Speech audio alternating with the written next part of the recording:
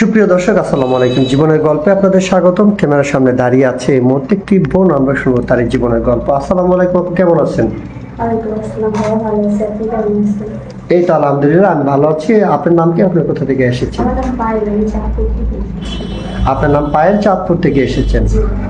আচ্ছা, আপনার ফ্যামিলিতে কে কে আছে? ফ্যামিলিতে আমার মা আছে, বাবা আছে, আর আমরা দুই বোন। আমার বড় বোনের বিয়ে হয়ে গেছে, আমি ছোট। আপনার বড় বোনের বিয়ে হয়ে গেছে, আপনি ছোট? জি।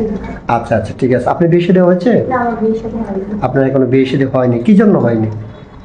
এমনি মানে টাকা পয়সার কারণে যৌতুকের কারণে বাবা মা দিতে পারেনি। আর তাছাড়া আমার আপু যেহেতু অসুস্থ, যেখান থেকে বিয়ের জন্য ছেলে আসছে, দেখছে, টাকা পয়সা চাইছে, সেজন্য আমার চাচারা বা আমার যে গার্জিয়ান আছে তারা বিয়ে দিতে পারেনি, কারণ তাদের সামর্থ্য নেই।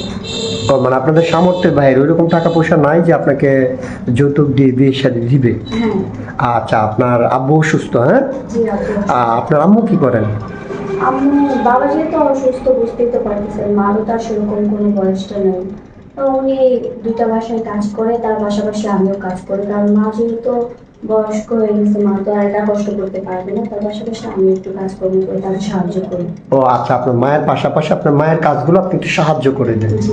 আপনি পড়াশোনা করেছেন? হ্যাঁ, পড়াশোনা করেছি এসএসসি পর্যন্ত। এসএসসি পর্যন্ত? আচ্ছা, ঠিক আছে। আপনি আমাদের এখানে আসছেন একটা ভালো জীবন সঙ্গীর আশায়, হ্যাঁ? জি। তো আপনার কেমন ধরনের ছেলে পছন্দ? দেখেন, সে যেরকমই হোক আমার কোনো সমস্যা নেই, কিন্তু সে যদি ভালো হয়, সে যদি আমাকে ভালোবাসতে পারে, তাহলে ভালো। আচ্ছা, আপনি একটু ভালোবাসা চান জীবনে। জি। তবে হ্যাঁ, আপনার এই ইতিহাস শুনে আমি যতটুকু বুঝতে পারলাম না, আপনার আর্থিক দিকে খুবই দুর্বল।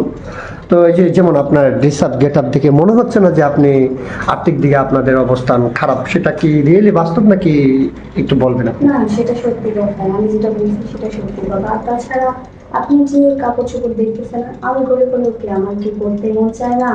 আর তাছাড়া এটা আমার একজন আন্টির কাপড়, সে আমাকে এটা দিয়ে দিছিল, বলছিল যে তোমার যদি বিয়ের শাদী হয়, যদি তোমার হাজবেন্ড তোমাকে কোনো কিছু না দিতে পারে, তাহলে তুমি এটা করতে পারো। ও আচ্ছা আচ্ছা আচ্ছা, বুঝতে পেরেছি আপু। যাই হোক, সমস্যা নাই। তো আপনার সাথে যোগাযোগের মাধ্যম কি? আমার তো পার্সোনালি কোনো ফোনে আপনাদের সাথে যোগাযোগ করতে হবে। আমাদের সাথে যোগাযোগ করলেই হবে? জি। আচ্ছা, ঠিক আছে, বুঝতে পেরেছি। তো সুপ্রিয় দর্শক, এই মুহূর্তে দেখতে পাচ্ছেন ডিসপ্লেতে একটি নাম্বার। এই নাম্বারটা হচ্ছে আমাদের ইউটিউব চ্যানেল কর্তৃপক্ষের নাম্বার। আমি আবার বলে দিচ্ছি, এটা কোনো মেয়ের নাম্বার না, এটা আমাদের নাম্বার। আপনি যদি ওনার দায়িত্ব নিতে চান, তাহলে ওনার একটা ছবি স্ক্রিনশট মেরে পাঠিয়ে দিয়ে আমাদেরকে ভয়েস করবেন। আমাদের প্রতিনিধিরা আপনাদের সাথে যোগাযোগ করবে। আচ্ছা, ঠিক আছে পায়েল আপু, আমি একটা কথা বলি। আমরা এই ভিডিও পাবলিক করার পরে দেশ থেকে প্রবাস থেকে অনেক ভাই কিন্তু আপনাকে ফোন দিবে আপনার দায়িত্ব নেওয়ার জন্য। অনেকের বয়স 40, 45, 50 বছর হয়। ওইরকম কোনো ভাই যদি বিয়ে করতে চায় বসবেন? হ্যাঁ, বুঝি। আর যদি 50 বছর ভাই বিয়ে করতে চায় বসবেন?